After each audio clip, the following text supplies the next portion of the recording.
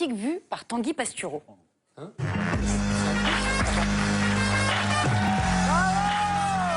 Oh là là! Incroyable! Incroyable, incroyable. Vous en rêvez, hein? Bah oui, bien sûr. Vous en rêvez de ce genre de choses. Bah oui, j'aimerais tellement. La pauvre. Cette semaine, Manuel Valls, le type le moins détendu du monde, hein. On a l'impression qu'un jour il s'est assis sur un bâton de pluie, resté coincé depuis, est allé en Océanie. Alors en Nouvelle-Calédonie, regardez, il a participé à une cérémonie de bienvenue. En métropole, on appelle ça un bizutage, hein. On aurait dit l'épouvantail dans le Magicien d'Oz, il n'y a pas un piaf qui a approché. En Nouvelle-Zélande, il s'est frotté à un barbu maquillé. Il n'est jamais allé au Queen, donc c'était une première. Puis en Australie, il a fait son sourire de lover. Il y a moins d'hétérosexualité sur cette image que dans une soirée entre stars de la télé. Au Premier ministre Malcolm Turnbull, le seul politique à porter un nom de star du X. Cette semaine, Jean-Marie Le Pen s'est exprimé sous la statue de Jeanne d'Arc, en ouvrant la bouche tellement grand qu'il a gobé des mouches, mais aussi un pigeon. Sa fille Marine, qu'il aime autant que le fan de Proust aime Marc Lévy, a donc trouvé une seconde statue de Jeanne d'Arc. Et si les deux s'engueulent avec Marion, il faudra monter une troisième statue de Jeanne d'Arc. Sculpteur, un métier d'avenir. Cette semaine, Pierre Laurent du PCF a croisé les 4 derniers jeunes communistes. Une idéologie interdite aux manchots.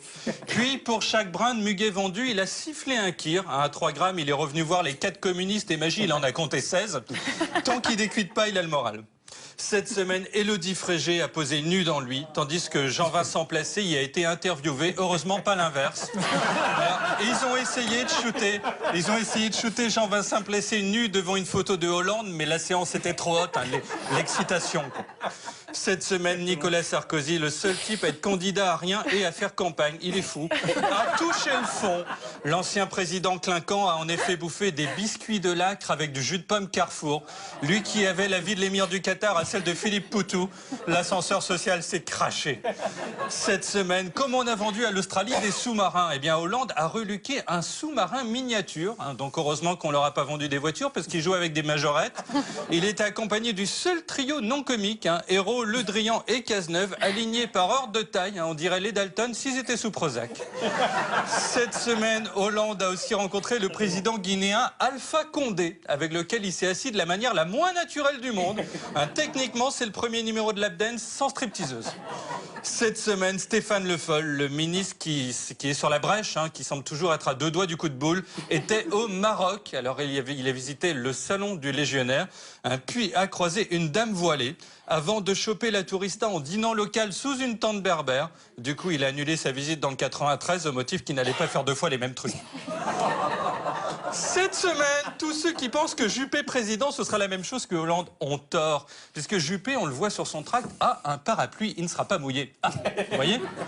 Cette semaine, Patrick Caner, ministre de la Ville, a rencontré la championne de France de boxe. Une femme à qui, quand son mari lui dit de faire la vaisselle, lui répond « ta gueule ». Caner a tenu à lui serrer la main. Il retira donc son plâtre dans 1 mois et demi.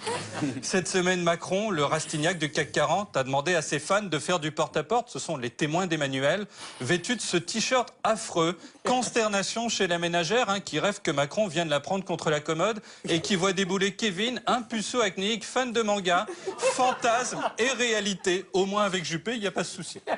Cette semaine, Bruno Le Maire était en Alsace et a prouvé que l'acronyme de son nom, BLM, pouvait aussi signifier beau les melons, car il a un joli petit cul. Dommage que son public soit en fin de vie.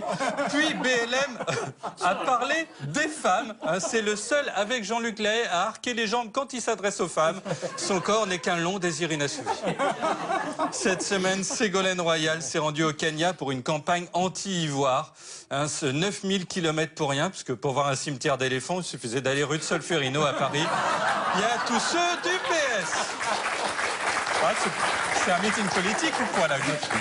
Cette semaine, Jean-Marie Le Pen a dit avoir été irradié par le nuage de Tchernobyl alors qu'il bronzait à Cannes tout nu. On apprend ça seulement maintenant alors qu'on ne peut plus rien faire pour protéger nos gosses. Pas contre le nuage, pire contre le fait qu'ils puissent voir Le Pen tout nu. Cette semaine, Valérie Brochard s'est fait 3 fans. 3 fans. 3 mecs dont le printemps a réveillé les hormones. Regardez ses tweets, elle envoie du lourd, je tombe love, elle est sexy. Ça décolle pour vous pile alors que l'émission s'arrête, c'est pas de bol. C'est dommage. Et oui, c'est la dernière de l'année puisqu'on bosse d'octobre à mai comme des moniteurs de ski mais sans le MST. C'est une saison, c'est une saison. Éric Zemmour va continuer à la radio à vivre sa vie, tandis que ses cheveux vivront la leur, de leur côté. Éric Nolot va couvrir le Festival de Cannes. Alors, couvrir le Festival de Cannes, c'est ça, hein, nous on appelle ça DRTT. Bref, à bientôt, et quelle belle saison ça a été! Merci beaucoup. Merci beaucoup, Tanguy.